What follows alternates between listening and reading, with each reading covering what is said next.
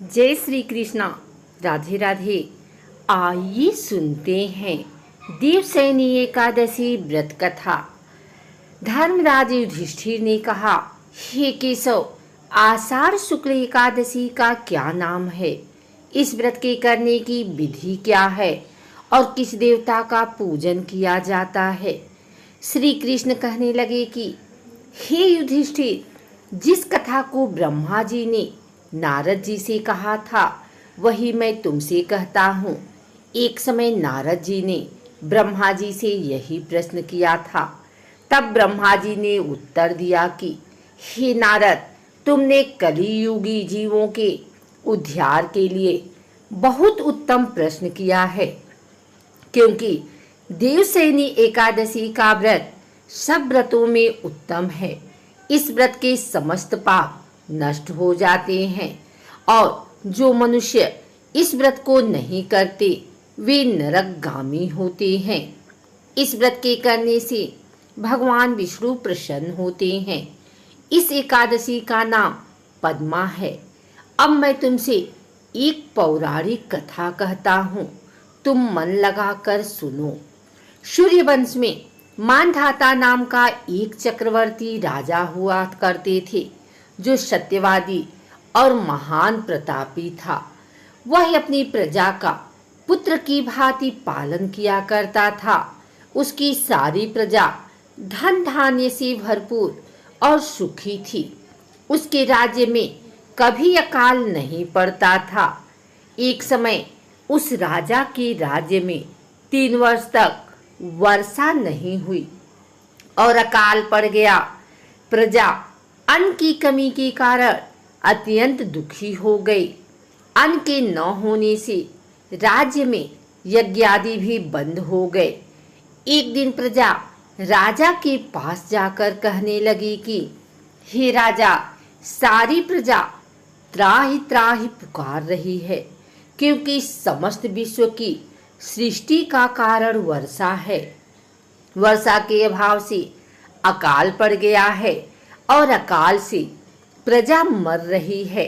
इसलिए हे राजन, कोई ऐसा उपाय बताओ जिससे प्रजा का कष्ट दूर हो। राजा मानधाता कहने लगे कि आप लोग ठीक कह रहे हैं, वर्षा से ही अन्न उत्पन्न होता है और आप लोग वर्षा न होने से अत्यंत दुखी हो गए हैं। मैं आप लोगों के दुखों को समझता हूँ। ऐसा कहकर राजा कुछ सेना साथ लेकर वन की तरफ चल दिया। वह अनेक ऋषियों की आश्रम में भ्रमण करता हुआ अंत में ब्रह्मा जी के पुत्र अंगिरा ऋषि के आश्रम में पहुंचा। वहां राजा ने घोड़े से उतरकर अंगिरा ऋषि को प्रणाम किया। मुनि ने राजा को आशीर्वाद देकर कुशल क्षेम के पश्चात उनसे आश्रम में आने का कारण पूछा। राजा ने हाथ जोड़कर विनीत भाव से कहा कि हे भगवान, सब प्रकार से धर्म पालन करने पर भी मेरे राज्य में अकाल पड़ गया है। इससे प्रजा अत्यंत दुखी है। राजा के पापों के प्रभाव से ही प्रजा को कष्ट होता है, ऐसा शास्त्रों में कहा है। जब मैं धर्मानुसार राज्य करता हूँ तो मेरे राज्य में अकाल कैसे पड़ गया, इसके कारण का पता मुझको अभी तक नहीं चल सका है। अब मैं आपके पास इसी संदेश को निवृत्त करने के लिए आया हूँ। कृपा करके मेरे इस संदेह को दूर कीजिए, साथ ही प्रजा के कष्ट को दूर करने का कोई उपाय बताइए। इतनी बात सुनकर ऋषि कहने लगे कि हे राजन, यह सतयुग सब युगों में उत्तम है। इसमें धर्म को चारों चरण सम्मिलित हैं, अर्थात इस युग में धर्म की सबसे अधिक उन्नति है। लोग ब्रह्मा की उपासना करते हैं और केवल ब्राह्मणों को ही वेद पढ़ने का अधिकार है। ब्राह्मण ही तपस्या करने का अधिकार रख सकते हैं, परंतु आपके राज्य में एक शूद्र तपस्या कर रहा है।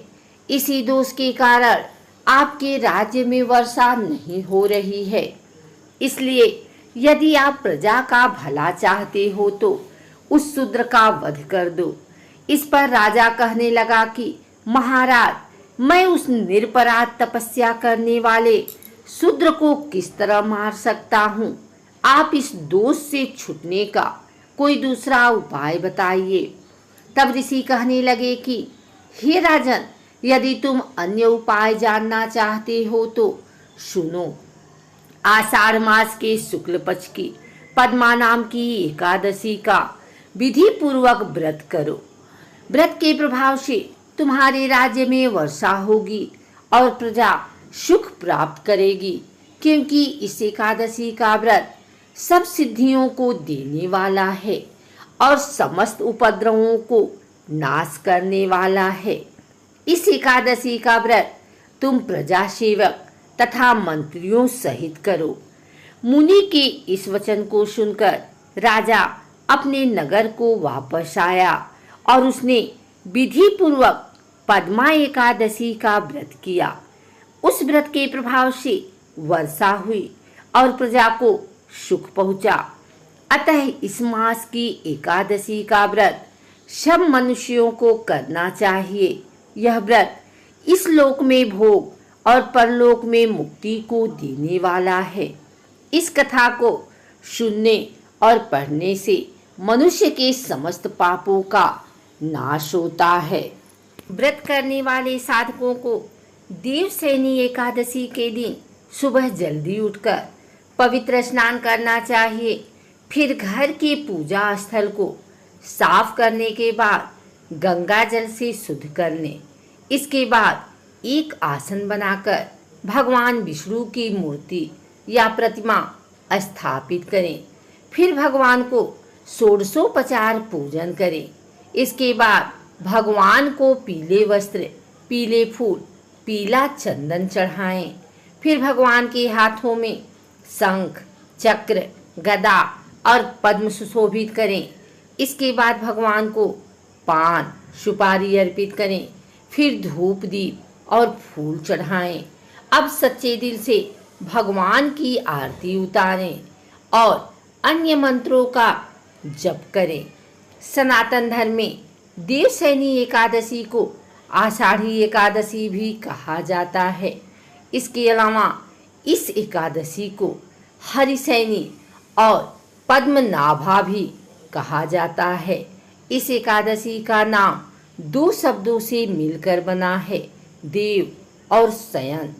यहाँ देव शब्द का भगवान विष्णु के लिए उपयोग किया गया है और शयन शब्द का अर्थ है सोना। मान्यताओं के अनुसार इस दिन से भगवान विष्णु 4 महीने के लिए क्षीर सागर में शयन के लिए चले जाते हैं। कहा जाता है कि जो जातक देवसैनी एकादशी का व्रत करते हैं उनके सारे दुख दर्द दूर हो जाते हैं और उनकी सारी मनोकामना पूर्ण होती हैं।